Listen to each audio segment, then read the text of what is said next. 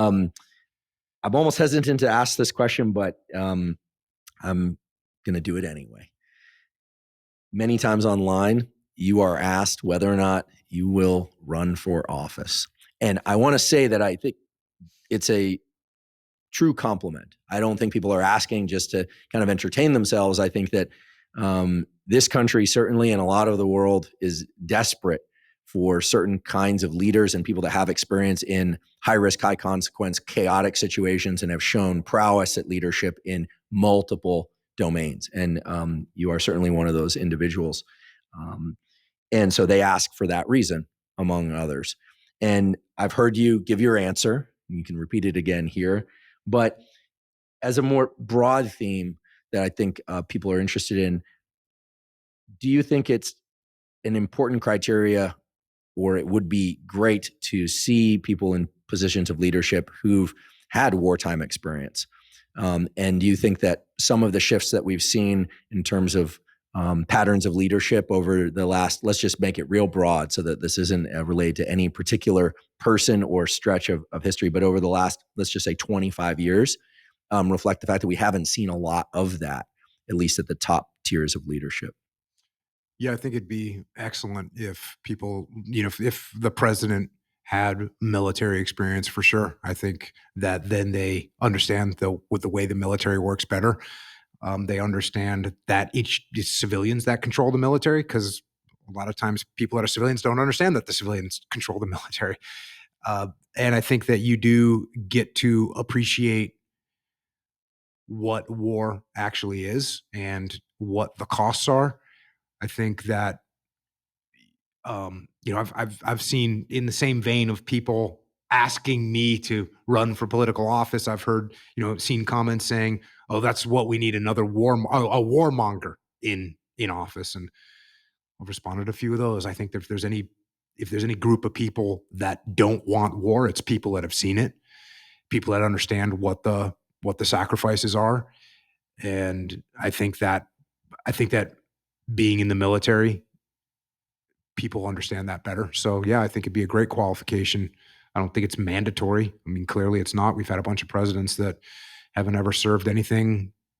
Really, we've had a bunch of presidents that haven't ever served anything but themselves. So yeah, hopefully we'll get some more people that have some experience in the military. Some combat experience would be especially nice, and that would be good, in my opinion. Well, I'm certainly not one to tell people what to do, and I'm certainly not going to tell you what to do. But should you ever choose to run, I would certainly be very enthusiastic about that. And I will just say that with that stated, I hope people do hear what you just said. I share that sentiment. People who have led others besides themselves, I think, is the key statement there. Yeah, and I look, I have friends that are politicians, and I really appreciate what they're doing, and it looks miserable to me. I don't like what good for them. I'm happy that they're in there trying to make a difference. Um, and I guess this is me being selfish, of me saying, look, I don't think I could stomach that. And I also think that, right now I'm, I'm trying to help out. Like, for instance, we have obviously got the leadership consulting and Echelon Front. We're trying to help businesses grow. I've got Origin USA. We're bringing manufacturing back to America. We've got 100, 400, 450 employees right now that are here in America working and growing that business. Obviously, the supplements. So everything that I'm doing here right now is to try and move the needle with America, bringing manufacturing back, helping the economy as much as I can right now. So that's kind of what I'm doing right now. And my standard answer, which you alluded to, is if things got bad enough, then I would do what I had to do. But I don't think people appreciate my level of bad. I'm talking real bad. So it's not there yet, and hopefully it never will get there. I'd rather surf and hang out with my friends and hang out with my family than do that. And hopefully America can find some level of balance. I think that's the problem that we're having right now.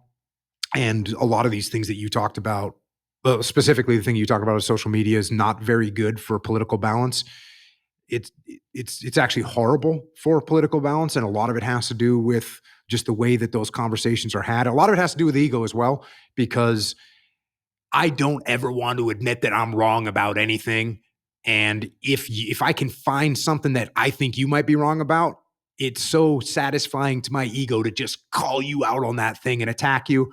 And I think that's what a lot of people are doing right now. Now, that being said, I also usually say this as well. I travel around the country all the time. I work with companies of all sizes, work with people in every different industry, and they're not sitting around arguing with each other about what the political scenery. They're talking about, hey, how can we grow our business? How can we take care of our workers? How can we take care of our clients? How can we take care of our customer? That's what people are focused on. And when you jump on social media, you can get sucked into the political scene very easily. And that being said, also, we do have to pay attention, because we as citizens have to make sure that America stays on the correct path within the guardrails of what this country is based on. So we do have to pay attention. But I will be doing my part as a civilian until there's total mayhem and chaos in the streets. Then I'll probably just be a benevolent dictator that takes over. Which would be an interesting one, but hey, you would be the man to lead under any condition.